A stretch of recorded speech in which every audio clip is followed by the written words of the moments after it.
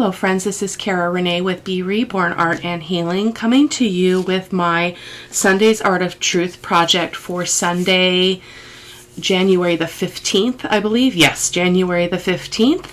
And I'm going to be creating around this quote that I saw recently that says, "Within you there is a stillness and a sanctuary to which you can retreat at any time and be yourself." I think it's such an important message, and I will be writing about that over on my blog. The link to the blog will be in the description box, and there you will find a list of the supplies that I used, as well as the blog inspirations. So I'm just going to reach over here. I forgot to grab my palette swatching. So I have a lot of colors here, but I'm not exactly sure where I'm going with this. I know that I want to keep it a little bit more muted down. We'll see how that goes when I get into mixed media. It can be really hard. I'm not doing a journal page, so it's a little bit of a different angle that I'll be taking than I have been in the last couple of videos. So I'll be using the DecoArt Thicket, DecoArt Blush Pink, Liquitex Muted Gray, which I don't know if you can see, it's got a purple tone to it. I thought would be a nice complement. We'll see. DecoArt Avocado, Golden Sap Green Hue, DecoArt Celery. That is to make varying shades of green for some leaves within the image that I'm going to show you here in a moment. DecoArt Deep Burgundy, Golden, Yellow Ochre, and my Golden Fluid Acrylic in Raw Umber in case I want to do a glaze, which I probably will. So we will see how that goes. So again, this is, and I did this off camera because I wasn't sure exactly how it was going to go, but I basically just printed on 65-pound paper this quote, and then I just distressed the edges and ripped and tore and bent, and then I did a glaze over this. The important thing to remember when doing this is you have to make sure that you seal this. So I zap it with my heat tool first so that my inkjet ink will not smear. And then I wait for that to cool off, and then I come in with a layer of fluid matte medium. I let that dry, and then I come in with my glaze, which is 1 part paint to 2 parts of glazing medium. So that's what I did. So I did that off camera, and it's going to go on my surface here. Let me just show you what we've got. I've had this rice paper forever. As you can see, it is big. This panel is a gallery depth wood panel from Joann's. I don't think they sell them in the store anymore. It is 1.5 inches in depth. And again, it is 12 inches by 16 inches in the other dimensions. This rice paper I bought a long time ago. So I'm going to be using her today because I felt like she fit with the sentiment about, I think it's really important to be ourselves. And I think that sometimes we have to kind of enter in to a place this is talking about, a sanctuary within ourselves and within our belief systems, obviously, as well, where we can get still and we can kind of gorge on the truth. Forgive the word there, but gorge on the truth about who we are. The world tells us, screams at us oftentimes about what we are and what we are not. It is important to feed ourselves the truth. So that's what I'm going to be writing about. The only thing I do not like about this image that which I think is why I haven't used it before, is I don't like these geometric shapes in here, but I think I'm going to just leave them as they are. I'm not going to paint them or anything, but I am going to come in and I'm going to hand paint these flowers. So that's the reason why we've got a couple of shades of kind of a pink burgundy color and then a lighter pink to create some contrast there and some shading. So that's what we're going to do. I picked a couple of stencils. I want to be able to do some stenciling on here. I picked this one. It's from Sean Petit. It's called Layered Up 4. One of my favorites. As you can tell, it is very well loved. I use it a lot for jelly printing. But I love numbers. To me, numbers tell a really important story about our lives because numbers represent time. Numbers are a measurement. Numbers, I mean, everything runs on time, right? And so I feel like introducing some numbers into a piece is just always really satisfying for me. So that's why I chose this one. And then the other primary one I chose is this one called Moroccan Tiles 3. And I thought it would be really cool. It's kind of geometrical, so I thought it would pull in it would kind of accent these geometric shapes that I'm not caring for there. I thought a bit about colorizing her skin, but I don't think I'm going to do that. I think I'm going to leave her as is. I love her just like she is. So we will see how that goes. And by doing a raw umber glaze on this part, we're going to be able to darken this area around her form, which I think is going to be really, really pretty. And if you've never watched me before, it can be a little bit scary because when we put down that brown glaze, we put it on the entire surface. And it can be really alarming because it feels like I'm going to ruin all these light parts. But I am able to wipe it off of all of the areas that I don't want it. So I will be doing a raw umber glaze early in the process before I do the painting on these flowers. And I think my sentiment, I thought about actually covering up those geometrical shapes, but I feel like that looks weird, and so I'm gonna work with those geometric shapes, and I'm gonna make friends with them. And so I thought maybe we would come over here and put this here off to the right.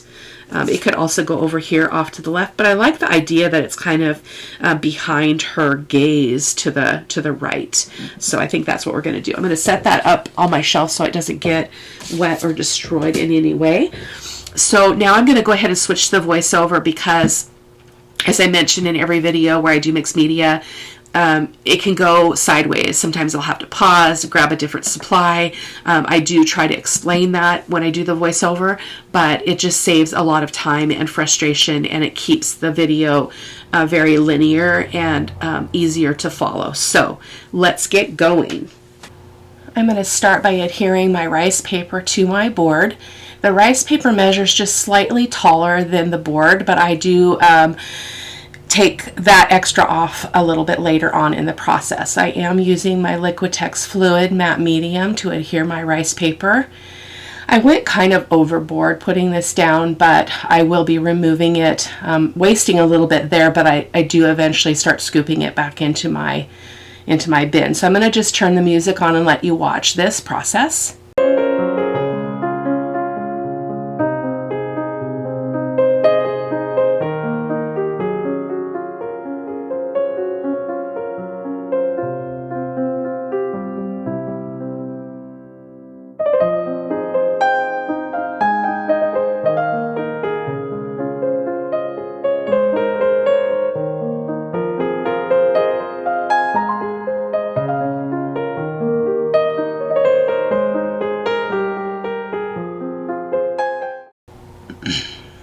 At the time of this voiceover, I do unfortunately have another cold, so I will be using my voice sparingly because I don't have a lot of breath. So I am going to make this a little easier on myself by folding the rice paper in half because it is so tall, and then starting to lay it on the bottom of the panel and then working my way up to the top. I do end up with some wrinkles, but I do rectify that by using an old card to smooth out those wrinkles, which you'll see here in a moment. Pardon my messy hair there. And I do put a layer of matte medium also on the top because it acts as an adhesive underneath and it acts as a sealant on the top.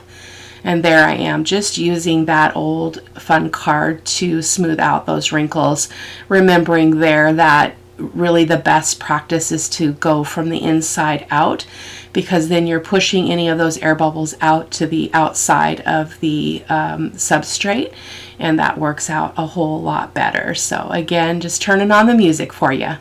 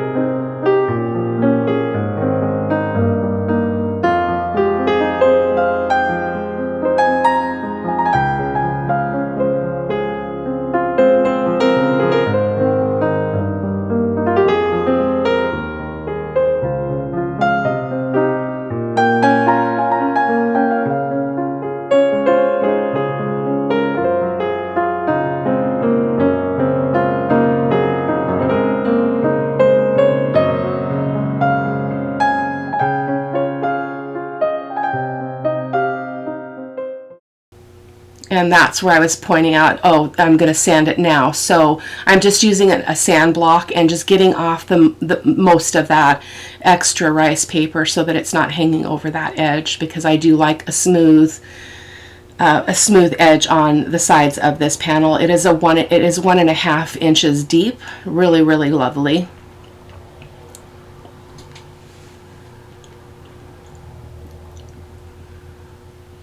And you can see I do have a little bit of white of the board showing on either side of the image, but that is okay as well. I was going to come in with my modeling paste at this point, and I changed my mind because I wanted to go ahead and do a layer of some stamping. So you're going to see me switch gears here. I don't like to cut everything out because I think it's important for you guys to see kind of my thought process as well, and how I change gears when something doesn't really suit me. And so that's why I left that in. This video was almost 2 hours in real time, so I did have to do a lot of editing. So I'm using this stencil from Sean Petit, which I showed at the beginning in the introduction, and I'm using my Vintage Photo Archival ink to go ahead and stencil that on. And I'm going to be doing that in all of the open areas around the woman's figure.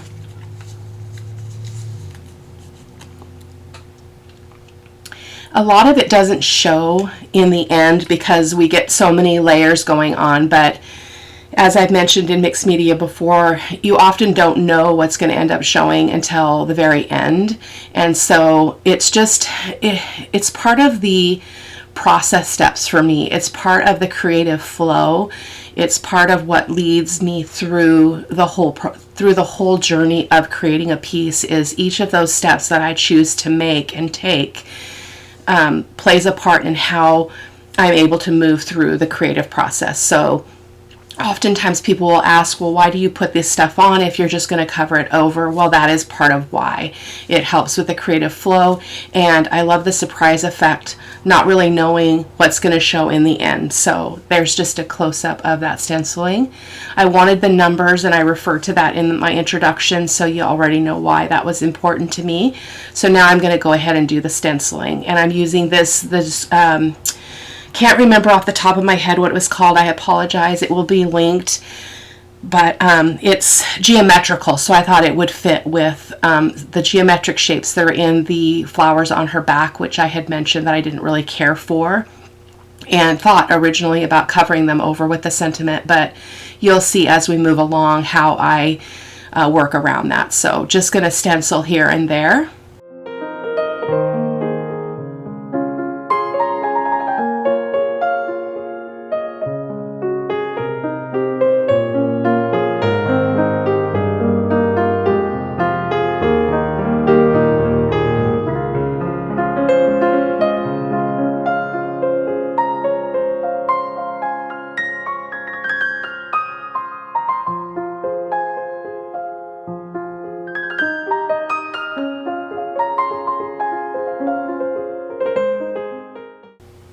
And then we're going to go ahead and let this dry so that we can move on to the next step. She turns out so beautiful in the end. It was a little bit rough at times, but I'll talk about that as we move along. So there's just the texture. It's kind of hard to see on camera because it is white, but we're going to be beautifying that here in a moment. It was really hard to show the whole panel because if I held it out full height, it bumped into my camera, so I had to kind of be creative there. So now I'm just going to put out my paints. So I am using, let me just review the paints that I'm using. This is Deco Art Blush Pink. I put out I selected a lot of paints and did not end up using them. So this is the Deco Art Avocado, and this is the that was the Liquitex Muted Gray. I do try to use that at one point, but I did not end up liking it, so I pulled it off. And then this is the Deco Art Deep Burgundy. And then I'm going to put a little bit of white, titanium white paint. This is Heavy Body. My adding paint was a little bit of a rough process, I think because I was working around this image and it just didn't feel as natural as it has felt in the last couple of videos that I've done for Sunday's Art of Truth. But again, in the end, it works. There's just a lot of kind of tweaking of the colors, where they go. It's hard to explain what I'm looking for as I do this. So I'm going to let you watch here for a few minutes and just let you see how I go back and forth between the colors. Mainly at this point, I'm using the green and the pink. So this is actually the Deco Art Celery is the green. I apologize. So just moving around the whole wood panel, getting some color to that background because I wanted it to be more interesting. Most of it is covered up other than the bits that are around her neck and around her head. Those, and around her whole body, I guess, the whole form. So I'm going to let you watch there, and I'll be back in a moment.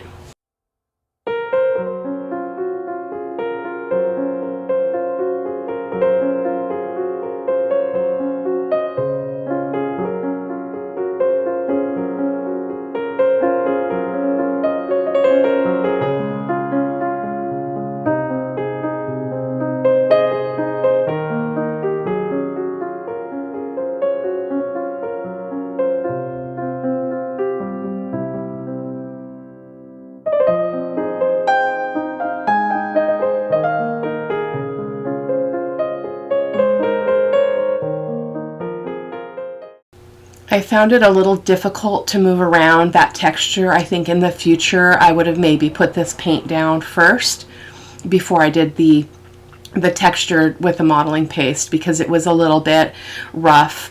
It wouldn't have really mattered. I mean, in terms of the end effect, it doesn't matter the order that I did it in, but I found myself hesitating and not really sure what I wanted to do, because I was trying to work around the stenciling and the textured stenciling rather. So it did feel a little bit odd, a little bit off for me. And I am using a baby wipe there to just kind of spread that out a little bit. That works really, really well for me. I enjoy using my baby wipes in mixed media. I buy them by the case at Costco because I do go through them so quickly when I'm a little bit more entrenched in mixed media type of art. So I'm just going to let you finish watching here, and I will be back with you in a few moments.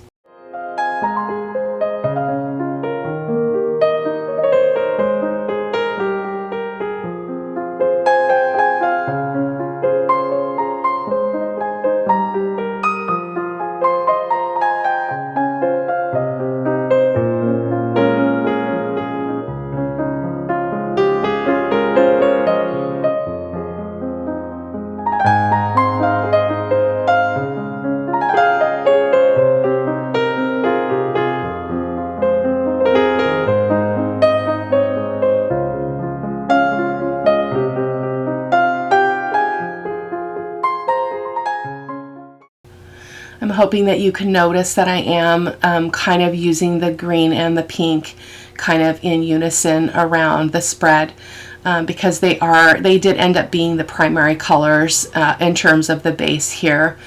But yeah, so, and there's just a close-up of what that color looks like.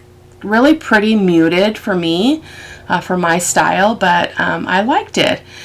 This is where I think I was deciding if I was going to bring in that muted gray. Yep. And I mix it in with a little bit of white, but it was way too purple. I thought the purple contrast would be pretty, but I did not feel like it was going to work. And that's another thing about mixed media, is that as long as you try to get it back up quickly, you can pull that paint right back up. It might leave a little bit of an impression in terms of a tone of color. In this case, it came right off, but that is the nice part about this process. I'm going to go ahead and give this a nice dry. And there we go. So now I'm going to come in with the clear gesso and put some over just the flower bits that I know that I'm going to be painting by hand. So yeah, because again, I really wanted to make sure that my acrylic paint would adhere well to the base here, and so I thought, a layer of clear gesso would not hurt, because when you use matte medium on top of the surface, we use it as an adhesive, and then we use it as a sealant. And so the sealant creates a really slick surface that can be hard for paint to stick to it. So by adding the clear gesso, I'm bringing back the tooth that is needed for the acrylic paints to grab the surface. So here in a moment, you're going to see, we're going to dry one more time, and then I'm going to go in with, I'm going to start painting all of those flowers and such. And that process was, for you guys, it might look somewhat normal, whatever normal is in this case. For me, it was tricky because I kept going light to dark, which is the beauty of acrylic painting, is you can go light over dark, which is different than my standard watercolor processes. But I'm going to pause here with my conversation and tell you what we're doing here, and then we'll come back to the flower painting. So I'm going to do a glaze here really quick using my golden fluid acrylic in raw umber and my glazing medium. If you've watched my channel before, you know about this. I really wanted to get some of that raw umber glaze into all of that texture that was created by the stencil. So I'm being a little bit more careful. Normally I would just put this all over the base, but I thought, wow, what a waste of material, because I'm just going to pull it all off of her person. And I wanted to make sure that I did not have any residue left on her skin, because I just didn't want her skin affected by any dark paint here. So I'm going to do this in sections, and so I'm going to use my baby wipe to pull up that color. And you will see me kind of do a dance back and forth, we put it on, we're pulling it off, we're going to put it on in some places and pull it off again. And so I'm going to let you watch this for a few minutes and pay notice to how it changes the visibility of that texture that we created using the stencil and the texture paste. And sorry, that went really fast. I was trying to slow those clips down so that you guys could see a little bit better, so my apologies for that. But you will be able to see the texture in the photos at the end of the video.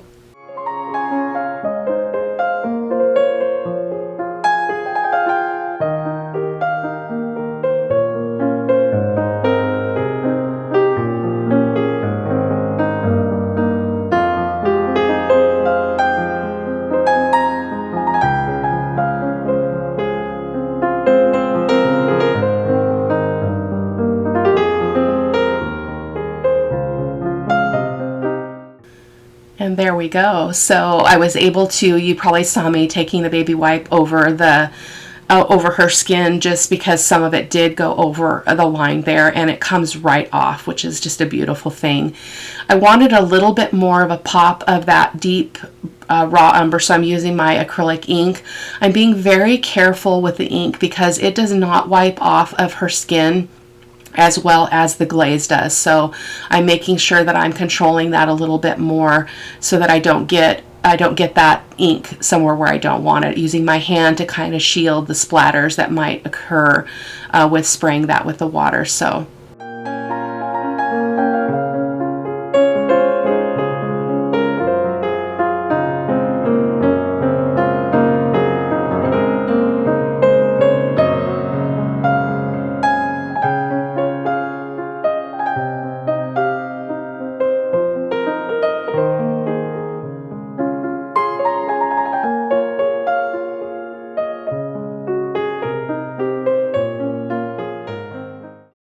and to be honest with you, if I was on a deserted island and I had to choose between acrylic paints, like my fluid acrylics, and acrylic inks, I would probably choose the inks. I love them. They're so very vibrant. So there you can see where that dark brown has kind of landed in that texture and made it pop off the surface a little bit better. So now we're going to start working on the paint. The painting of the flowers. I'm going to start with the light pink, that is the Deco Art Blush Pink, and I'm going to do a layer on all of the petals, and then I'll come in with the darker color, which is the deep burgundy. So I'm going to go ahead and turn the music on, and you can just watch this painting process. I am not an acrylic painter at all. I am I can watercolor, and I can get my tones right, and I can get my shading right. For some reason, acrylic paints are just difficult for me for this kind of process. Probably just because watercolor is transparent, and I love the transparency of it. And acrylic is they're generally very opaque. And so it's just a different medium. And because I started with watercolor, the acrylic is a little bit more challenging for me. I am learning and I am practicing, but it is definitely not my comfort place. So, but again, this is 2023, and one of the things I wanted to do was be curious. I want to be curious in 2023 and learn new things and practice new things that I'm not as comfortable with. So now I'm coming in with the burgundy. So now I'm going to go ahead and set this to music.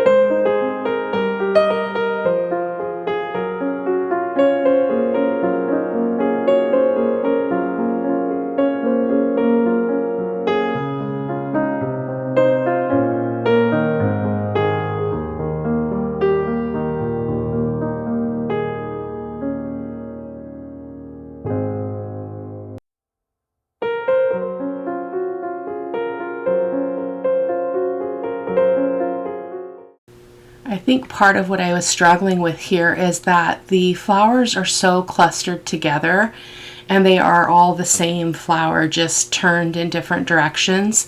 So I was trying to create some depth and some separation between the flowers, and it was really challenging. And because I did not prepare myself with a yet darker shade of the pink, I did struggle a lot to bring in that really deep, dark passage of color that was going to separate those flowers. I did end up using the muted gray, which is a very purplish gray, and that made the process feel like it went a little bit south and wasn't exactly what I had in mind. I didn't want them to be so dark, and so that's why you see me going back over with the light pink. So that dance is going to continue, probably for a couple more layers. And my commitment to you, my viewers, is that I don't remove things because they're imperfect. I don't remove things because they show my mistakes. I don't remove things for any of those reasons. I leave them in because I think it's important to show our imperfection. I think it's important for people to see how we problem solve and what things really look like in real time. So even though this is sped up, you can imagine what I was going through, like what it felt like for me to be starting this project thinking that these flowers were just going to be super simple and I was just going to move on to the next step, to seeing that I am needing to go back and forth between those colors for quite some time to get them the way that I wanted them to be. So that's why I leave it in. If that bothers you, you can certainly speed through this process, this part. You can speed me up entirely if you wanted to. I know that I can be sped up even when I'm talking to 1.5 times the normal speed, and it doesn't sound horrible. So if you need to do that, please do so. Take care of yourselves. So my Sundays Art of Truth do tend to be longer anyway, just because they are a more in-depth process. But I'm going to go ahead and let you finish watching. You're going to see me come in with a muted gray to try to create some of that shading that I was talking about. I did go too dark in the centers of the flowers, and that was just like, oh my goodness, Cara-Renee, what are you doing? But in the end, you're going to see in the photos at the end, it turned out beautiful. Like, it was a long process, and it was very trying for me because it felt discouraging that I couldn't get the combination right.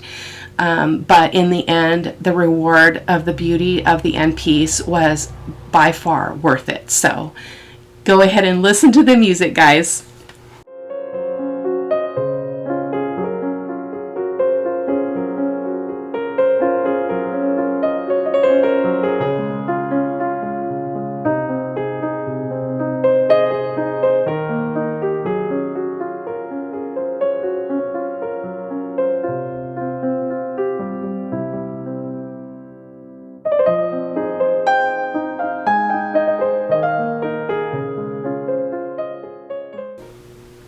The leaves were much easier, so I'm starting with my lightest color, which is the celery color, and then I'll come in with the sap green hue, which you just saw there, just to create a little bit of a darker tone. The leaves were easy peasy.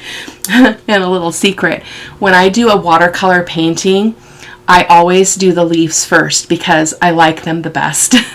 They are always beautiful. I don't struggle with them. They are always just beautifully shaded and beautifully variegated and beautiful tone.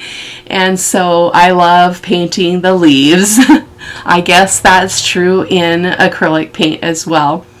And then when I do a watercolor painting, I come to the flowers and I'm like, oh crap, oh no, now I can't mess it up because I have all these beautiful leaves, right?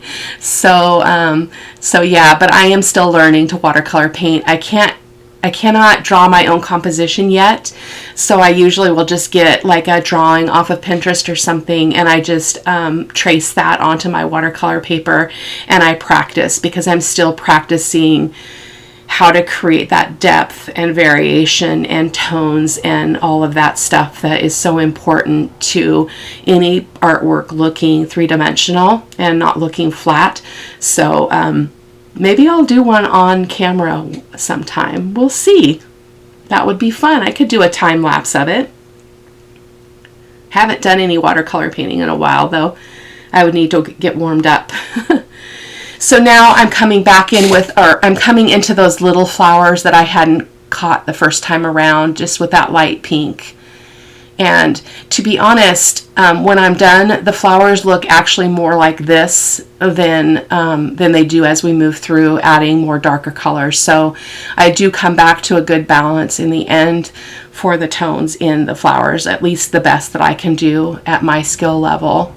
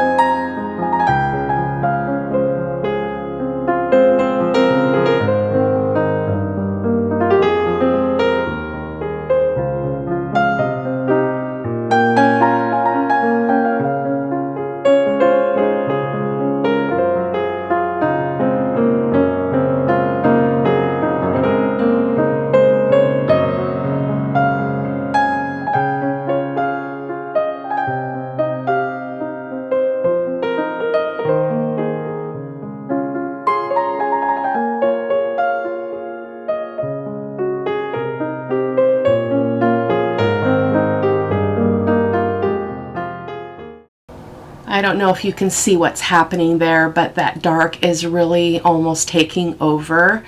And it was very problematic, and I was really, in some ways, a little bit stumped here as to how to resolve it.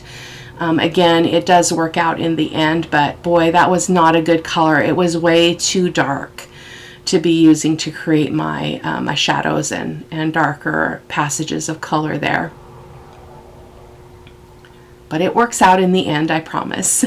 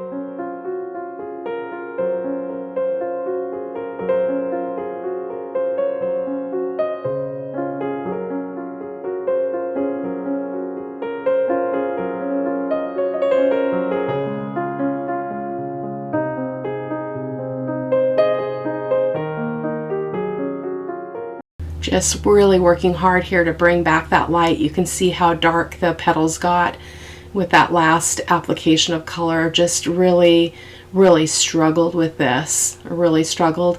I think part of it was I did not really have an idea of how I was going to tie those really bright burgundy colored flowers in with the background, because it all needs to kind of tie together.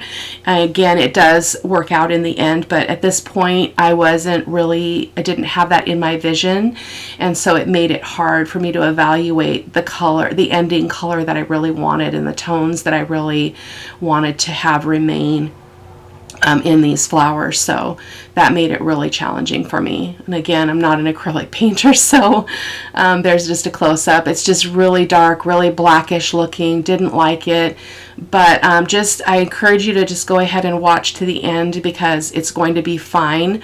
I'm doing the voiceover, so I already know this, that I did some finishing work on those flowers, but my camera didn't get turned back on, and so you guys are going to miss out on that, but you'll be able to see what I do to fix it, and I'll talk about that where it's applicable.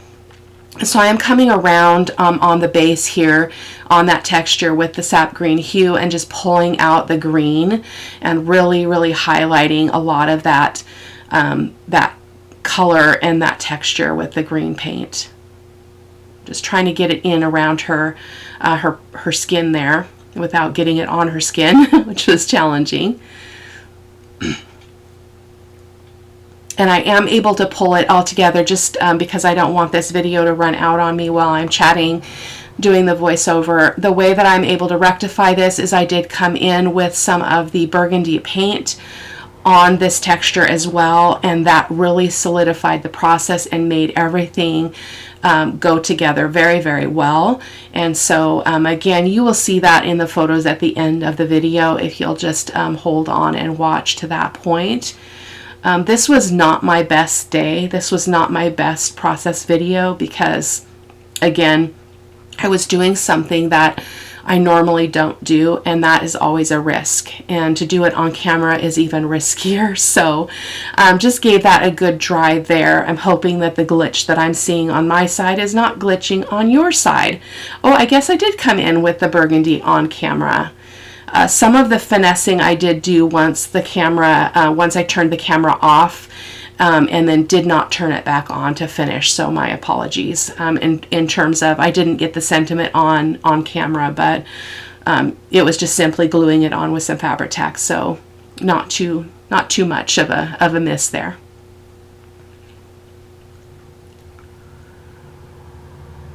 And then just really trying to have that burgundy really highlight on the edges of the panel, just to make it really pull in those colors from the middle with the flowers. And I think that really rescued this piece. In fact, the piece is absolutely gorgeous now. I just can't even say that enough. I think it was beautiful.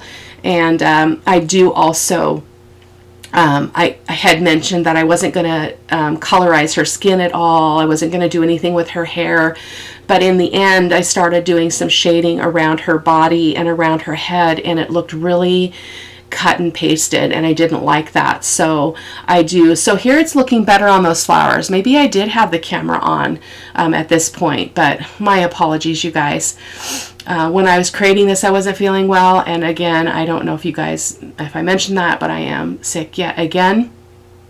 So it's a little bit rough, but I did come in with 2 shades of brown on her hair, and you'll be able to see that in the close-up photos. It was a game changer on this project. So I am going to do a little bit of stamping with my black archival ink, and this is one of my Paris stamps that I absolutely adore, and just going to stamp a little bit on that texture. I always love that layer, and it brings a little bit of interest around in those spaces around her body that don't have a lot of texture, that have the lighter shades of color, and it just created a little bit of interest there that I think it needed, a little bit of interest there. So I try not to get it on her body at all, so you can see I'm making sure that the stamp is not touching the surface where I don't want it to be. So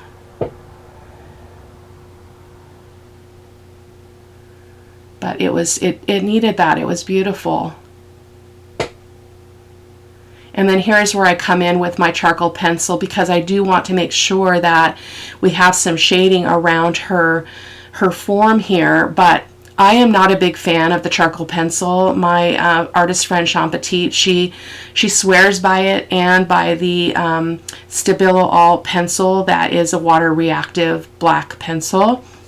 I prefer that over the chalkiness of the charcoal pencil, but I do finesse that a little bit off camera, which you'll be able to see in the pictures at the end. I also came in with some soft pastels in green and pink and added a little bit more color where we've got some lighter bits that look a little bit blah. That are around her neck there. So I do come in with a little bit more color, but you'll be able to see that in the photos at the end. So thank you guys so much for stopping by. Thank you for following, even though sometimes my process is not as seamless and as helpful as it should be or could be, but I do bring you real content. I bring you human content, and so I thank you for being here and for just sticking around. So if you want to read the inspiration behind this piece, you can hop on over to the blog. The link to the blog is in the description box. Over there, you'll be able to see close-up photos and a list of supplies. So thank you guys. Take care. Blessings. Bye-bye.